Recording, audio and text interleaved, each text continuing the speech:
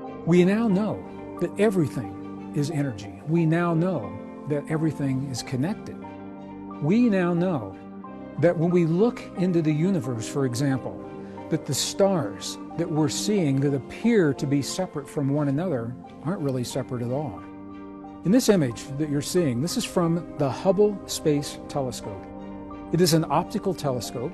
It looks at the universe much the way you and I would look through our eyes, and when it sees the stars and the galaxies, it sees them as separate from one another optically.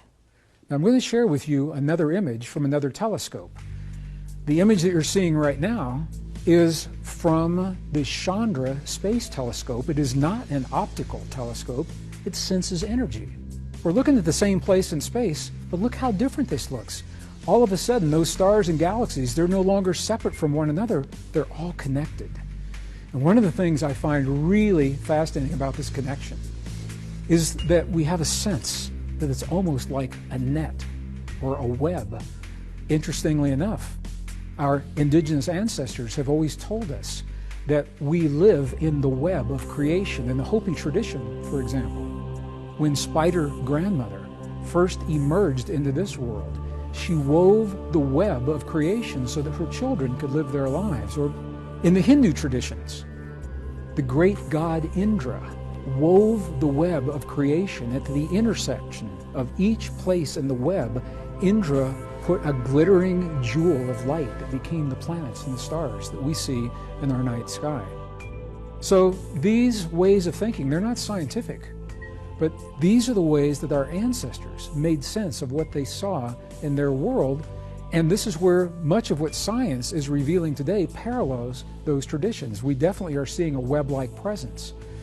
When we think about one another, we've been taught that we're separate from one another, that we're separate from the world around us, and that what we do in our bodies, in our thoughts, feelings, and emotions has very little influence on anything beyond our own physical body, if that.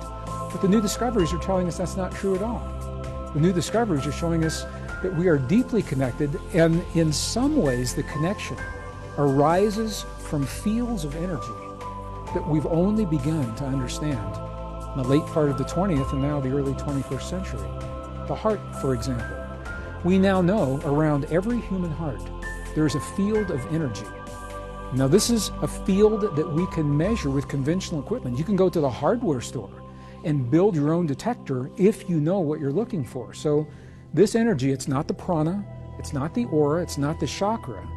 It may be related to the prana and the aura and the chakra, but it is an electromagnetic field of energy shaped like a donut. It's called the tube torus, and it extends between 5 and 8 feet from every human heart around us. When I asked the researchers who were working with these fields, I know that these fields are very powerful, and I said, why would they only extend to 5 to 8 feet? And the researchers said, Greg, it's a good question. They said the 5 to the 8 feet, that is the limitation of the equipment doing the measuring. They said in all probability, the field that extends around every human heart is probably an infinite field on the quantum level, an infinite field from our hearts extending into creation. And that means that what we create in that heart field is broadcast and in some ways influences the world around us. And that's the beauty of understanding the science that parallels these ancient traditions. We interact with one another every day through these heart fields, and new discoveries are telling us this.